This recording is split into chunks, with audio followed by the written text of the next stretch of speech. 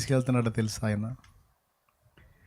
మనందరినీ తన పోలికగా తన స్వరూప్యంలోకి మార్చుకొని మనందరినీ దేవాలయంగా నిర్మించుకొని ఆయన మనలో కొలువు ఉండాలనే మనల్ని ఇన్ని పరిస్థితుల్లో గుండా తీసుకెళ్తున్నాడు. ఇందాక మీరు శాలేమన్నా నువ్వు అంటే మాకు అభిమానం అన్నారు. మీకేమన్నా ఆస్తులు ఇచ్చానా? నిజం చెప్పండి, ఎప్పుడన్నా ఏనాడన్నా రూపాయి చేతిలో పెట్టానా? మరి ఎందుకమ్మా అంత అభిమానం? అయినా అది సరే కానీ ఓ మాట చెప్తాను. చర్చి ఆడగదా, చర్చి ఆడగదా, ఏడ కూర్చున్నారు ఏంది మీరు? ఏడ కూర్చున్నారు ఏంది? మందిరం ఆడగదా? సరే ఏడగా నేను ఆ రోడ్డు మీద కూర్చుంటా, అప్పుడు ఏడవుతారు మీరు?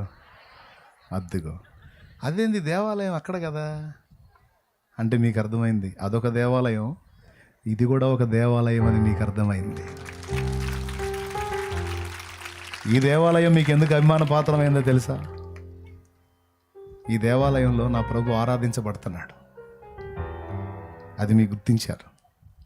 శాలేం రాజన్ అంటే ఎందుకు మీకు అంత అభిమానం అయిందంటే నాలో ఉన్న నా ప్రభువుని నేను ఆరాధించడం మీకు అర్థమైంది.